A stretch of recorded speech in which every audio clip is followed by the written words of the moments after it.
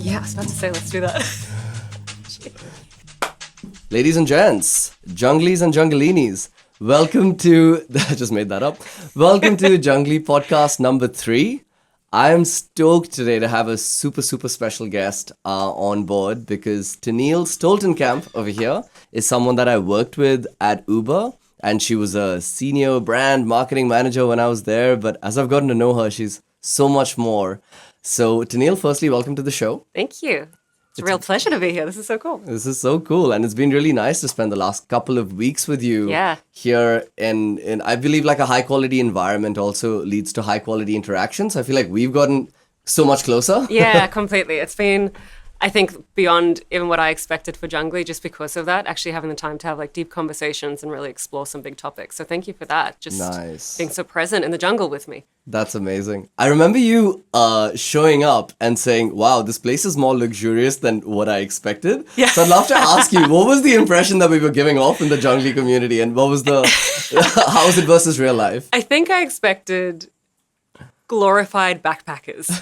Okay, cool. I think that was my expectation. I was just like, especially because for me, I came here knowing it was going to be an extended stay. And so I was just like, all right, we're going back to basics. That's fine. I want everything stripped back. I want no distraction. Right. And then I got here and I was just like, whoa, I'm so comfortable. And I'm so like taken by the environment and the location. And so yeah, it did really feel luxurious. And it's not just that, it's the vibe. It's a team on campus. It's like, it's everyone and everything that's here. That's just really, so nice. You feel very special being here, like you're part of something special. Of course you are. Yeah, that's awesome. I love to hear that. And I'll pass that on to the team as well. So in this podcast, we kind of have 3 parts, as you might have seen in the first 2 episodes. I first love to explore who the person is on the other side and who this mysterious junglies are that come and go from our space. So that's the first part. And the second part is I'd love to ask how you manage your finances. I think that's a common question that most nomads, whether they're starting out or whether they're already on the road, have. You have a really unique story with corporates and startups and real success with them. So I'd love to talk about like the advantages of work, because it's not like being a successful nomad means you have to be a freelancer or you have to find some remote job. You can leverage traditional systems and still get to where you want. So Great discussion. I'd love to talk about that. So and the last part is just a bit about your time at Jungly and your creative things. But my first question to you is, how would you define who you are? Because you're more than just a corporate marketing manager. You do so many things. Yeah. So what's an introduction to Tenielle? I think in general, I would say I'm a kind of all-round creative. And what I mean by that is at different points of my career, I've created or got to create in different ways. So my background is actually started out in musical theater and performing. There you go. So I went from being a performer and doing a lot of singing, dancing, acting to, being in bands, which led to things like songwriting and stage design and choreography. So it was, a bit of different expressions at different times, which then led to television. So I worked as a television producer and scriptwriter for TV for a few years, which then turned into one of the shows that I was working on was going to be distributed internationally. We had to package that up and market it. And during that process, we got involved with a branding agency. I loved that process. And I just found, exactly, like the strategic and the creative coming together and really being able to build an identity and sell your creative in that way. Okay. And then when I left that kind of like producer role in that company, I was approached by the same creative agency that we worked with, and they were like, you're really good at this, do you want to work with us? Nice. And that's how I transitioned into brand. And from there, my first, I guess, corporate job was with Uber in Australia. So it was really great to then join Uber, be thrown into this kind of tech startup marketing world from a corporate side, but where I think I always excelled or really focused at Uber was in the production side of things. So in the early days as a marketing manager, I was doing a lot of the video production and I was producing or scripting a lot of the videos, so really getting to bring that along. And then became head of brand for Australia and New Zealand, and my focus then shifted to building and managing a creative studio. So we got to, really dabble in a bit of art direction, and again, still producing and moving into campaigns as we grew as a company. So when I say all around creative, it's not to be blasé, but just to say that It's a good description. yeah, across my career, it's always been about, okay, different mediums. And then, I took on head of social and content for Uber as well. So Right. then moving into social as that was exploding as well. So it's been a really fun career to adapt to new mediums, to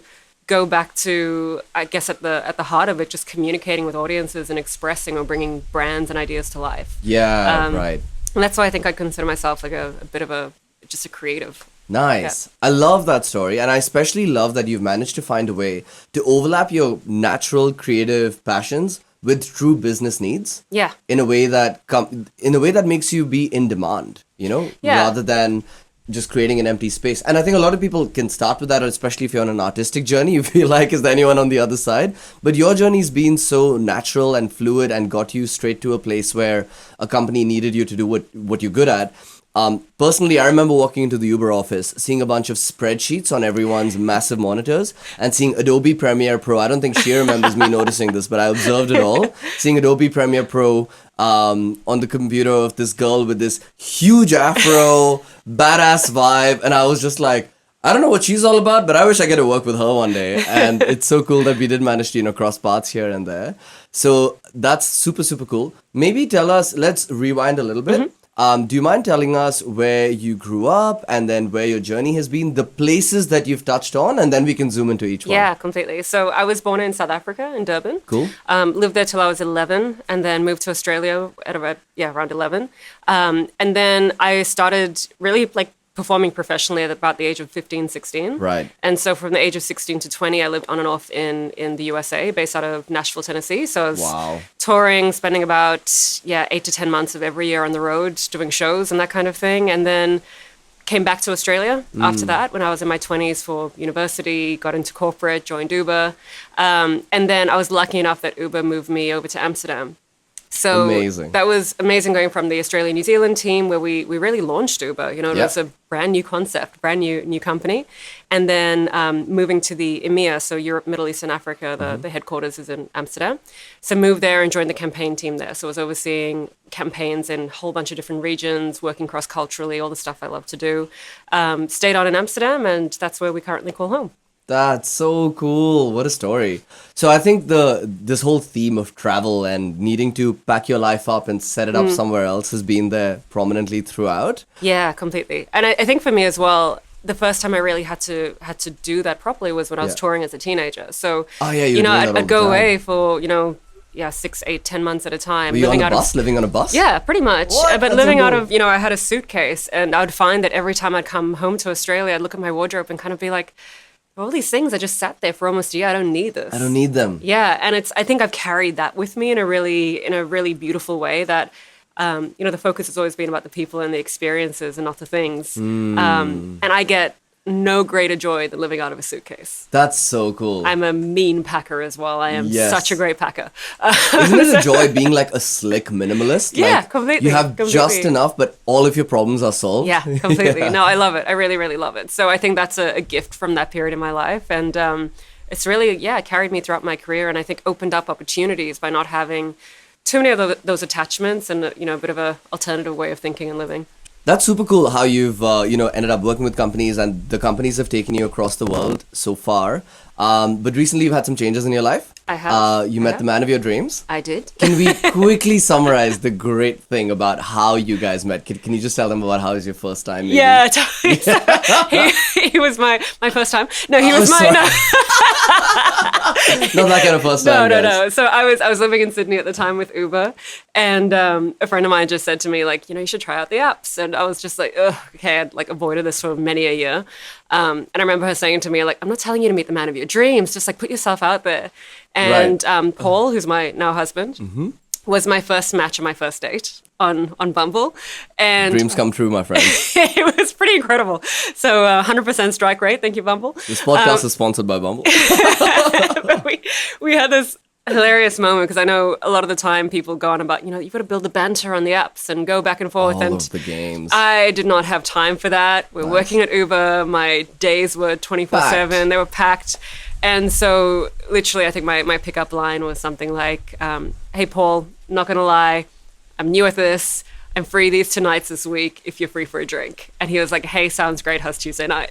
And I just want to pause to say, the most creative person I know, having the least creative pickup line, gives me hope that like all of us can be a little just boring and direct sometimes. And I guess it worked. But it's honest, right? Yeah, it's honest. That's the alternative, right? I did say in that message, I was like, I'm not going to pretend to have any fancy pickup lines. Yeah, right. And the great thing was, like, I mean, luckily for me and with Paul, like, he's just one of those people who what you see is what you get, and he's honest and open. And our first date was like a 3-hour date, and we sat there. It was like 3 or 3.5 hours. And Beautiful. I remember walking out of there. We sat there with 1 glass of wine each. It was a Tuesday night, and just chatted for hours. And I walked out, and I looked at my clock, and I was like, oh no, that wasn't meant to be that good. Oh, you know, it was just so that feeling nice. of like, Yeah. this was just meant to be this like casual meet somebody thing potentially. And I think we both knew pretty early on that it was going to be serious. And yeah, 7 years later, we're married and living in Amsterdam. That's amazing. I know that the whole Paul story is not really relevant to the whole career track that we are going on, but I've just noticed in the last 2 weeks, every time Paul's name comes up or she gets to talk about him, she lights up like a Christmas tree. Yeah, but you know what? Such a blush, I do and I love it. I do That's think it is beautiful. relevant to the career thing because Okay. I think one of the things that I've learned through our relationship is how important it is to have a partner that, A, yes, like your values are aligned, but B, you support each other's dreams. And I mean, if I turned around and said, hey, we've got this incredible opportunity with Uber to move to Amsterdam, you know, and Paul went, well, no, what about my job and my career? Okay. That wouldn't have happened. That world wouldn't have opened up for us. Right. Similarly now, you know, I've been at Junglee for a week and a half. It'll be, you know, a 2-week stay. And Paul's in Australia doing a medical contract for 4 Right. weeks. And I do think that your partner and being with somebody who envisions a life like you do and also has the trust and flexibility to enable that, whatever that Right. looks like for you, Right. is super important. It's, you know, a big part of, you know, you talk about companies opening opportunities. The partner that you're with can also open up or Worlds. take away, massively, not just opportunities, but the world. So, I give him a lot of credit for that. That's really sweet. Let's now talk about the confluence that you find yourself at. Yeah. You were at Australia, very established, went to Amsterdam, 6 years in Amsterdam. Yeah, almost 4 or 5 years I'm now. sure that 5 flew years? by as Yeah. well. And now you're in a very interesting place at a stepping Yeah. stone. So, can you describe where you're at? What the past looks like? Yeah. You're obviously in a non-place, in a place of like, you know, just a little paradise for a while to Yeah. connect with yourself. We'll get into that. But what does the future look like, even if you don't know for sure? What do the different roads ahead look like to you? Yeah, it's a great question. I was at Uber for a few years, like 2.5 years in Amsterdam, and then moved to another company, a Dutch founded startup called Katawiki. And I was there as head of brand and what's called category marketing at Katawiki. Okay. And now since the end of February, early March, I'm on sabbatical. Okay. Yeah, so I've basically got until the end of October while we transition our life to whatever's next, just to take some time and figure out what's next. That's so beautiful that you're doing that. It's amazing. And for me, I mean, like we mentioned, I've worked in some form since I was 11 years old. I've had a professional paying job of some description since I was 11, just Been because on of the run, performing. in a sense. I've Yeah. always been going. And now this is my actual time to stop and think about what's next. And I know that is a very rare gift, and I'm in a position to be able to do that. Yeah. But I just have never stopped to ask what's next. And so that's Beautiful. kind of what's brought me here. It's the exploration. It's to sit with it. And I had a great piece of advice from a former manager at Uber. And when I left my last job, he said to me, "So what's next?" And I was like, "Well, I could do this and this, and I'm thinking about this." And he just said to me, he was like, "Take a break, keep asking that question, and only stop the break when you have one answer." Yeah, right. And I When was it's like, a hell yes. Yeah, exactly. As I always say, if it's not a hell yes, it's a no. If it's not a hell yes, it's a no. I love that line. Yeah. That's a real listen to the inner voice line, isn't it? Exactly. So no, I'm taking this time now to ask a question and figure out what is next. And a couple of options could be, for example, you obviously have the skills to understand what a company does, their place in a market, and brand them, or if they don't have a brand, or rebrand them if they do have a brand, but it could be stronger to benefit that company, and that's a real need, right? Like, so Yeah, is that, totally. And I mean, you know, I have over the last few years advised for a lot of startups, Right. like particularly early stage startups. But there's also one thing I'm realizing, and it's, I guess, career advice I've given to a lot of people.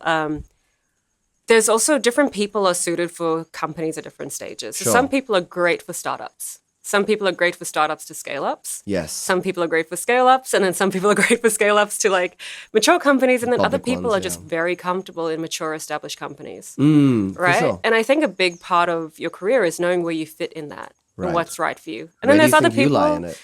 Good question. I do think there's other people who are just great not in companies. Yeah, true. And some people who are better off as freelancers or doing their own. Entrepreneurs. Exactly. For me, I think the startup to scale up phase. Yeah, nice. Me And too. having, come from Uber and gone through that transition, having been in that transition in my previous company as well, I really enjoy that. You're at the point where you can still build, but then you're actually thinking about what's next. And you can really step into that strategic place about like, how do we make this bigger? How do we go further? How do we build and scale a team? How do we maintain the essence of what worked before and scale that to another region or bigger markets, etc. So I think for me, that's where I'd probably end up. But yeah, right now at this point, the question is, do I go down the, I don't know, like consulting Right. freelance life full Yep. time, or do I step into another maybe startup to scale up or startup? You think you might have another startup in you? Yeah, I do. And I think one of the things, though, when it comes to, particularly maybe because I've come from such a brand background, I personally can't work for a brand that I don't love or Of product I'm course. not passionate about. The hell yes. Yeah, exactly, Yeah. exactly. And I mean, I know a lot of people who are very passionate about the problems they're solving, more Yeah. so than maybe the brand they're working for. Right. So I know a lot of people who they're just like, I'm really passionate about solving X, Y, Z. It might be like a technical challenge, or I'm really passionate about moving from, scaling a team or a company from X amount of people to X amount of people. And it's good to know what excites you about a role. And for Yes. me, it is, I do need to find a company or a brand that I love and adore and that I want the world to know more about. And I need to find that if I'm going to step into a company and a corporate and dedicate the next few years of my life. You don't build a brand overnight. Yeah. And so I think within the brand space, I need to know it's the right company, that I believe in the company, I believe in the product, and Yep. I'm there for the next few years to really throw my heart and soul into that. Nice. Yeah.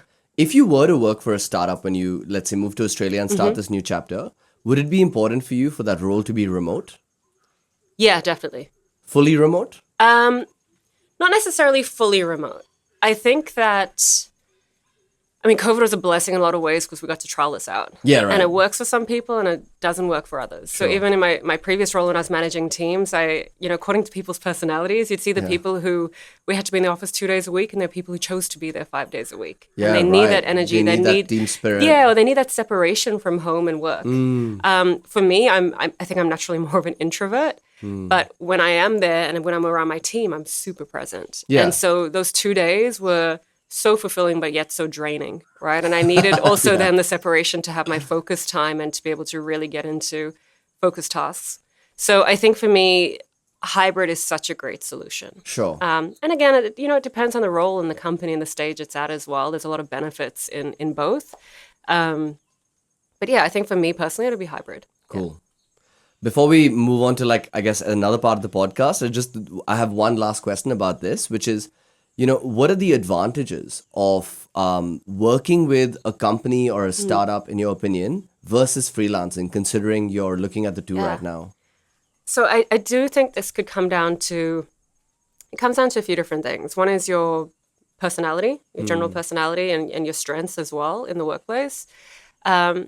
And one is, I think it's kind of like stage and age of your career as well, Yeah. right? So there's so many factors that go into this.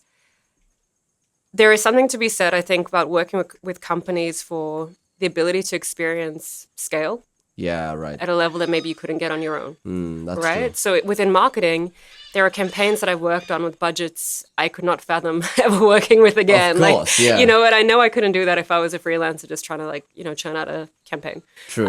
So there's that. There are certain things that you experience at scale. Yes. There's access to learning and, different departments that maybe you wouldn't get in a smaller Right. startup. So the ability to learn from different departments, diversity of thought in that sense, and diversity Yes. of people because there's just more people to be around.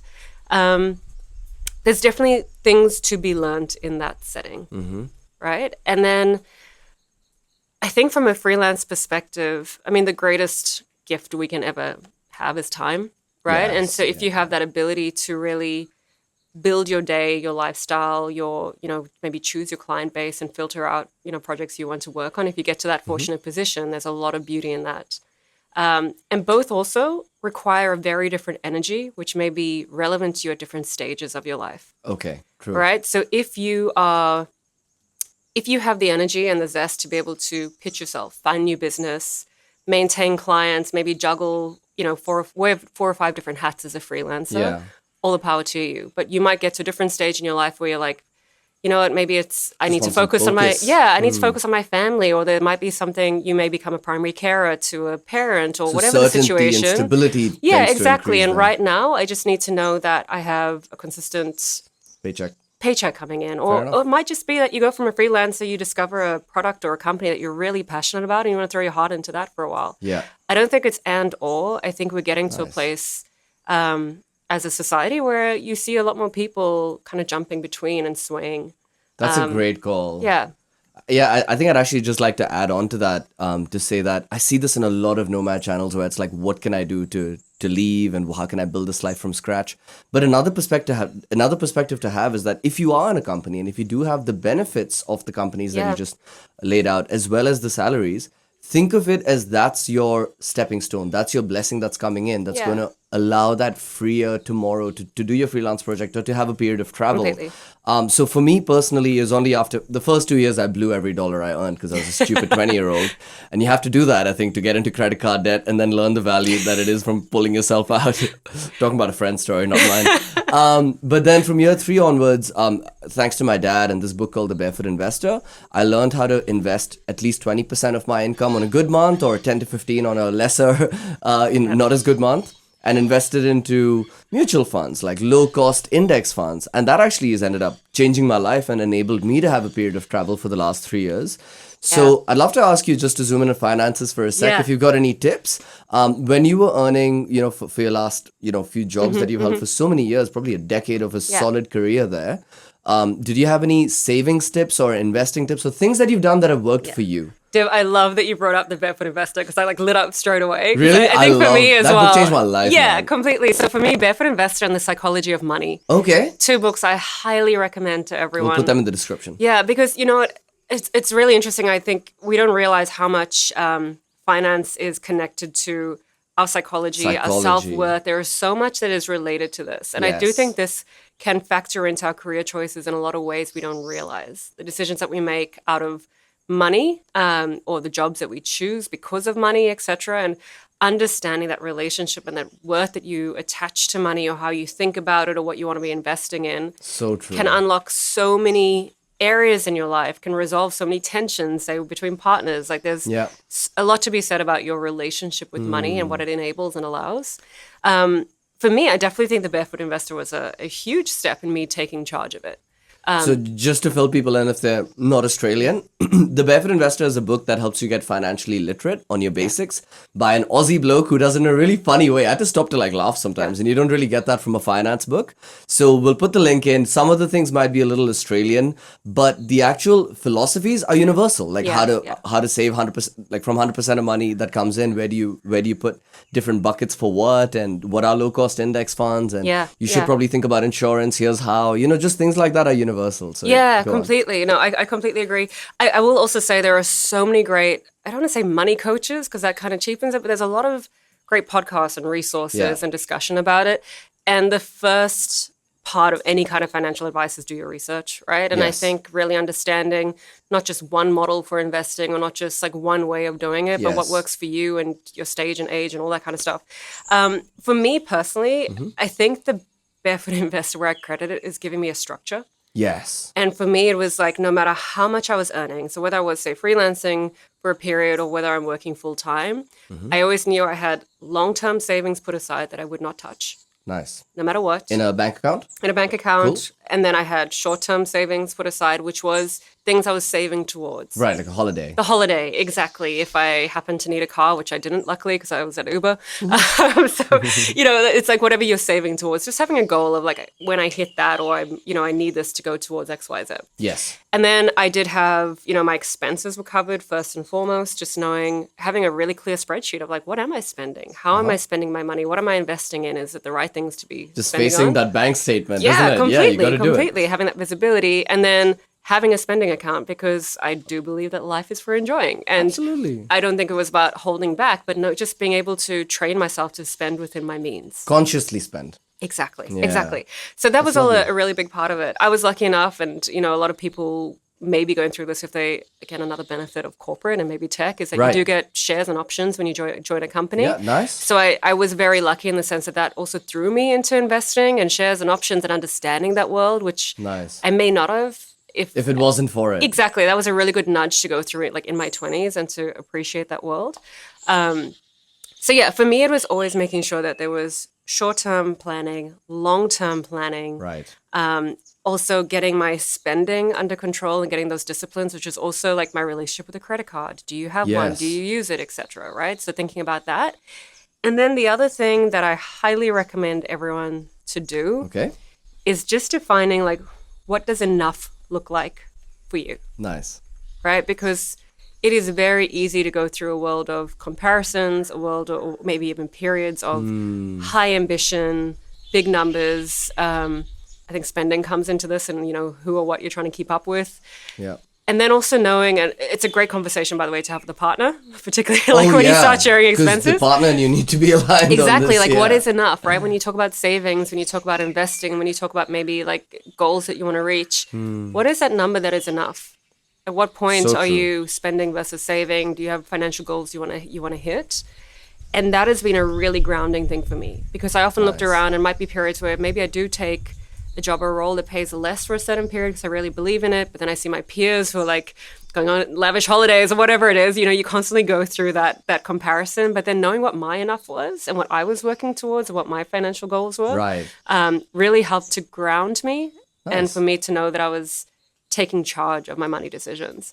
The other thing that I do religiously, and I've probably done this for about 20 years or as long as spreadsheets have been around, Okay. is I will sit down whether it's a pay fortnight or pay month, and look at my budget.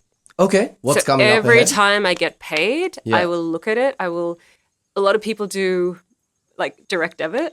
Yeah. I'm that person that manually does everything. Oh my God. You Yeah. manually pay every bill? Yes. So that you're conscious of it leaving So I'm even your Netflix? very, very conscious. Your Netflix? No, I know that's going out, but it's in my spreadsheet. Okay, I know okay, what all my okay. expenses are. And That's an easier one, right? yeah, exactly. But it's like for me, it's also money. I feel like can be so intangible to people and so scary to people Yeah, that you yeah. just leave it and you don't want to touch it. Yeah. But actually having that moment once a month, I look forward to it. I sit down, pull out the spreadsheet, and it's the same Yeah. spreadsheet with a different tab for every year. Love it. And I go month on month, okay, what are my investments doing? Okay. What are my investments doing? I track my assets. Yep. I move money between my long-term and my short-term savings accounts. Yep. But I do that all manually because it makes it real. Absolutely. It's not just this money that goes into a bank account and then I turn around and it's gone. It's like, no, this is how much you have. Yeah. This is what your money's doing for you. That investment isn't paying off like you thought it would. And it actually can be a positive experience. I so look forward You to know, it. surely the first couple of ones, if you've never done it, would be a little daunting. Yeah. Because it's like you're ripping off a band-aid. But once you do that, you actually have a path for growth. Completely. And for me, I mean, the last two companies I worked for, you got paid monthly. Yes. That was a very big shift. I know a lot of companies in Australia, you get Weekly. paid either weekly or every 2 weeks. Right. Whereas that monthly thing was so scary to adjust to and learning to really What make if you your get money to the end of the stretch. month and you don't have enough? and Yeah, all of those exactly. things, And yeah. so like that's what I think started that discipline, so I could just have that grasp and know Yes. what was there. Brilliant. Yeah, so it's something that I mean, I don't want to be preachy because I don't want to pretend I'm like super wealthy or like have figured this out or anything, but it's just really nice to feel like it's something I have control over. It's once a month. I Yep. sit down with a cup of coffee and it takes me 30, 40 minutes, if that. Yep, Right. yep, But I really yep. look forward to that because I do feel like I'm making conscious decisions about my finances, that I'm tracking my spending. Like it just makes me feel like I'm really monitoring and making healthy decisions. I think that's really solid advice. Yeah, that's awesome. All right, let's move on from finances to something more creative and fun. Thank you. So you've, but I hope that was helpful. Actually, one last thing I'd love to add is my friend Lockie Gordon is someone, he was at Uber. Yeah, he was. And he's become like a wise sage now after surfing in Indonesia. And I met him just when I was starting my travels in my van. And I was like, hey, Lockie, so I don't have the job at Uber anymore. And here's how much money I have. And here's my spend rate. So therefore, in 6 months, I'll be broke. So in 6 months, I need to make music work. And that was my approach to money at the time. And he just sat me down, made me do some deep breaths, and he told me about the abundance mindset versus the scarcity mindset. Yeah, Have you heard of this? Yeah, I have. Yeah. So it just means, and look, this is going to sound a little woo-woo, but it really worked for me. It just means don't do that logical thing of take all your money divided by the months you have and think that's the money you have. Definitely do the solid thing Tenielle's saying, but I'm just saying this is it's a psychology shift. What he said is, trust that you're about to do something that you're born to do, that you're meant to do. If you're following your heart, then it's probably guiding you somewhere anyway. That's a good place for you to land. Now, you won't be able to predict what's going to happen once you step out, if it's you're starting traveling or starting your own solopreneur business or whatever it is. But the abundance mindset means you're trusting that tomorrow might bring abundance or a gift or a client or a reward to you that you could never initially predict. Yeah. Whereas the scarcity mindset, or scarcity, however you pronounce it, is the one that I was donning, which is assuming that there's going to be no gifts coming and that this money, if I spend it all, then I'm broke and then I should look at doing something else. And that shift in mindset, he said, just like start to like walk on that tightrope and know that the universe will kind of bless you for it. And then you'll actually get more support and you'll start to walk and then run and jog on that, tightrope. Yeah. And I finished my 3 years of travel. Before I left, I looked at my bank account, and obviously I do my monthly dates, my finance dates with myself as well. And then at the end, I looked at it and I was like, I can't believe that I've somehow managed to afford such a rich life. I don't mean rich money-wise. I mean rich, like, experience-wise, for what was quite a budget, because I ended up getting an online job that I could never predict. I ended up living in a van and not paying rent. I ended up living in very cheap homestays and eating 90 rupee thalis in the Himalayas for months. And all of that stuff adds up. So it just kind of works out when you step out. So. And I think if that does sound too woo-woo for anyone, I'd say it's a similar thing to the psychology of money. Yeah, right. Like call it something different, but I think I 100% agree with that. This is where for me the enough thing came into it. Yes. Because I needed to figure out what was right for me and what my, I guess, abundance mindset was. Yeah. Is $1,000 and saving enough? Is 100,000? Like, what is your definition of rich? Yes. In your mind? Because for some people, growing up rich is being able to pay the rent every month. Yeah. For true. other people, that rent is a penthouse apartment overlooking Central Park in New York City. Yeah, crazy. Right. So also understanding you're enough, and then having that real mentality about like, how do I grow this? What am I investing in? What am I spending on? All of that really, your enough is going to look different. And particularly if you're going through a shift from maybe going from corporate to freelance, where there's going to be that sacrifice, it's a good idea to sit down and have that conversation either with yourself or with your partner to say, what is our new enough? Right. Yeah. And it may be that looks different for 12 months while we step into this and take a risk with this change of lifestyle. Or it might be, okay, well, we've realized that for us to be able to do this, we want to reach a certain point before we step into a new enough. So there's different ways, but I think just figuring that out and grounding yourself in like, what am I money-wise? Like, what is the ambition? What do I need to survive? What do I need to still be investing? Yeah, it's a really important conversation to have and not avoid. That's super. I think this is the podcast episode where we've dived the most into some really tangible, actionable things that people can do with finance. So thanks for that. Especially coming from you, someone that's like had a lot of experience in it would be super valuable. So anyway, this last part of the podcast, I want to talk about your couple of weeks over here. Yeah. Outside of being a very boring finance person and a super fun marketing manager and, brand strategist, you're also just full of so many talents. You're really one of the most multi-passionate people that I've met. Multi-passionate, I like that. Multi-passionate I like that. and multi-talented both. So could you maybe tell people about what your purpose was coming into Junglee? Yeah. Because this place is a place where you come with a purpose. It's purpose-based living. You set your intention and we do everything in our power to help support that. So what was your intention and how did you go about fulfilling it? Yeah, so my intention that I think I sent to you ahead of coming here was to find my voice again. And what I mean by that is I did mean from a singing perspective or just from an expression perspective, because my career did go very much from like being fully in performing, very much into corporate. And along the way, I think what I found is I was very rarely creating for the sake of creating. Right. I was creating for a campaign. I was creating because it's, to meet a deadline and a Right. purpose and a sales target and, going through the process then of multiple opinions and A/B testing and research panels and audience reactions and all of that stuff. So And true. I was so much in, I guess, corporate creation that I stopped creating for myself. Right. Which is a very different process. Very different process. Yeah. And I think for me, it was finding that voice again. And Nice. I probably have 10 years worth of songs that I've started and never finished, like from a writing perspective. And what I wanted the space and time to do in coming here was to sit with that, Nice. to sit, to let it come, to create for the sake of creating, not necessarily because I had to finish it and polish it and release it.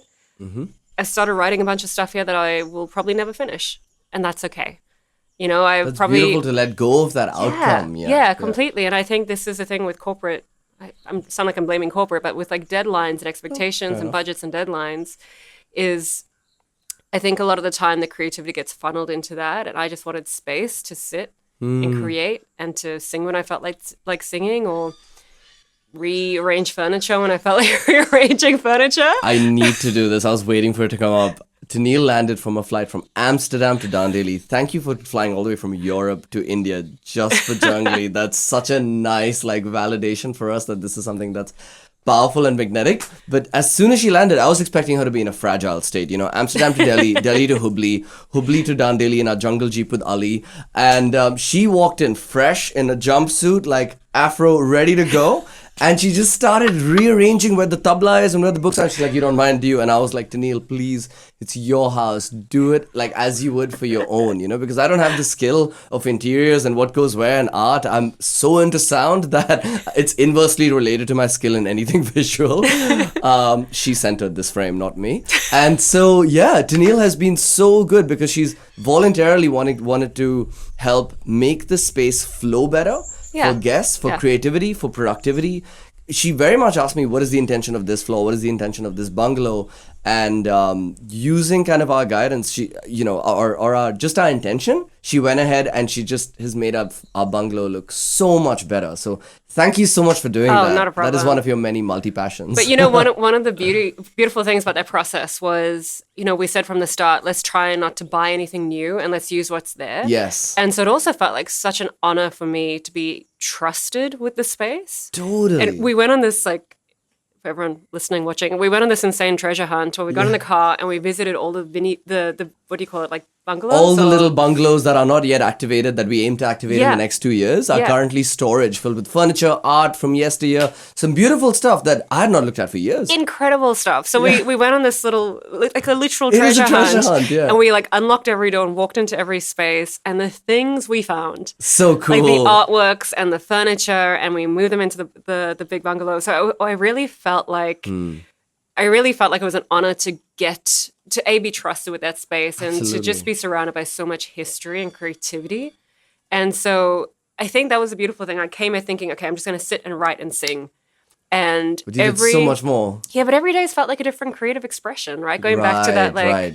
multi-passions or just being a creative. It's like there were days where I felt like rearranging a wall. There were days where I felt like, being a bit crafty, and other days where I just wanted to sit and write on paper, and other days where I just wanted to sing and harmonize with myself. And then other days, like this moment, where there are literally like 10 deer walking behind us in the woods. I didn't even see that. And, just to be able to sit in nature and meditate and read and be in a space that is inspiring, right? Yeah, And I think that's amazing. been the beauty of this. I came in with this intention to, as I said, sit with it Yes. and to just see what comes up.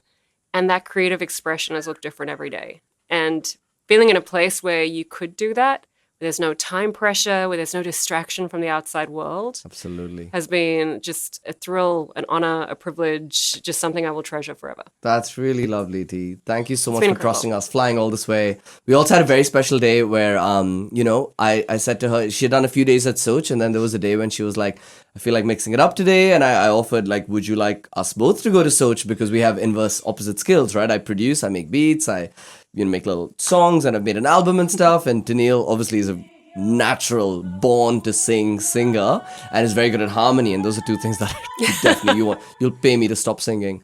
So we came into Soch and we ended up making a disco banger. Like, And we were probably there for like 5 or 6 hours, Five, 6 right? hours just locked in the zone, just a microphone, Ableton, a little MIDI keyboard. You don't need much. Yeah, exactly. And she already had a song in her head, a vision in her head. And as soon as she could express it, and I would play back the beat that she described, she then had the bass line in her head. So I was like her little Divi GPT. And she had this song just flowing through her. And at the end, I was just like...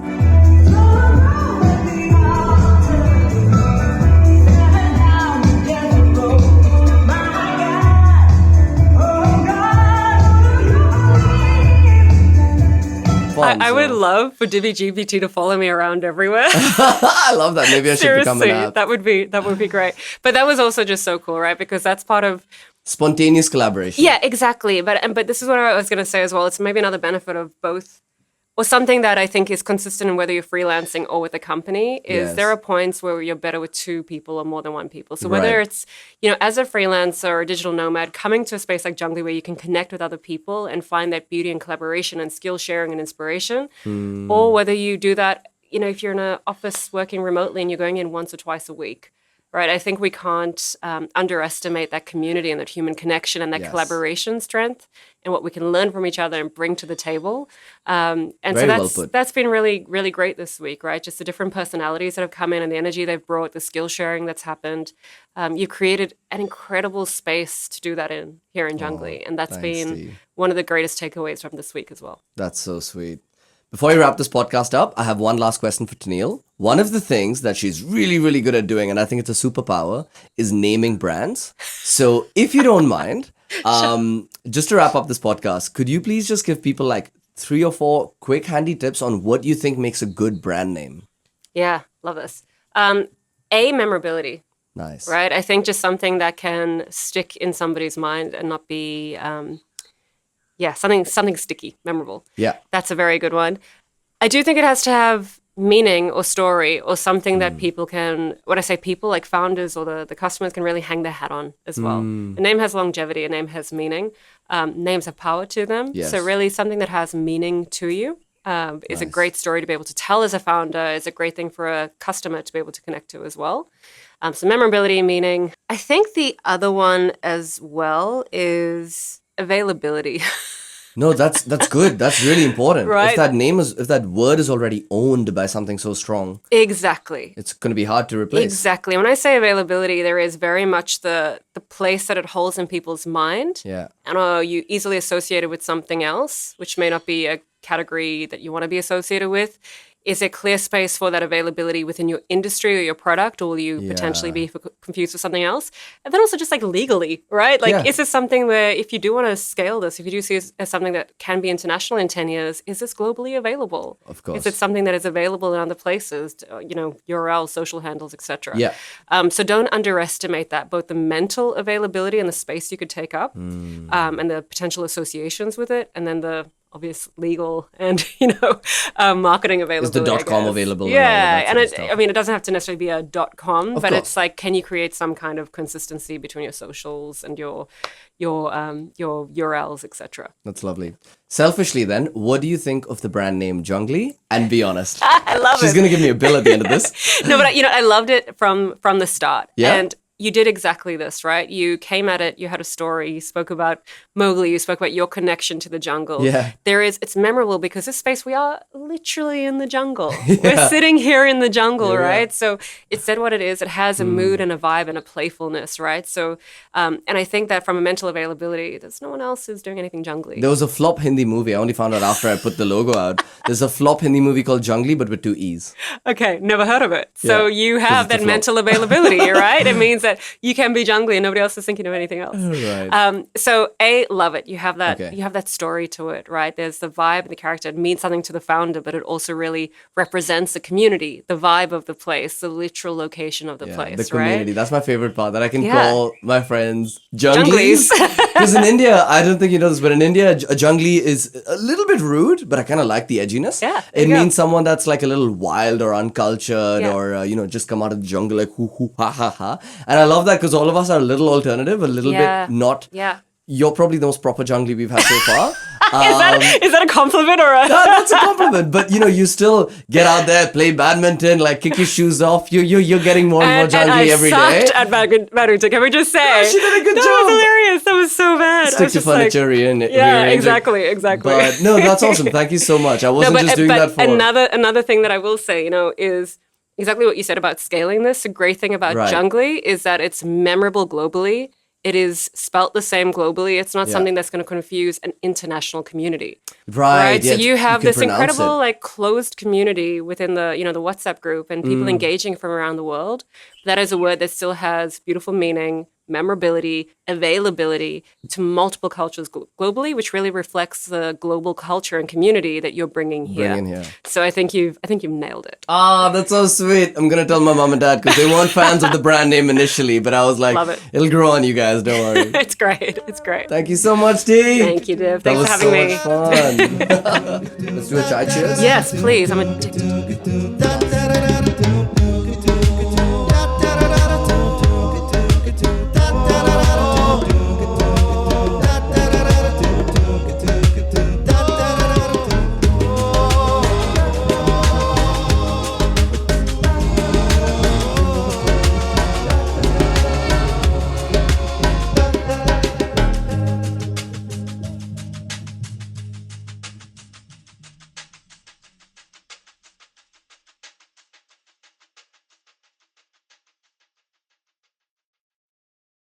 Cheers. Cheers.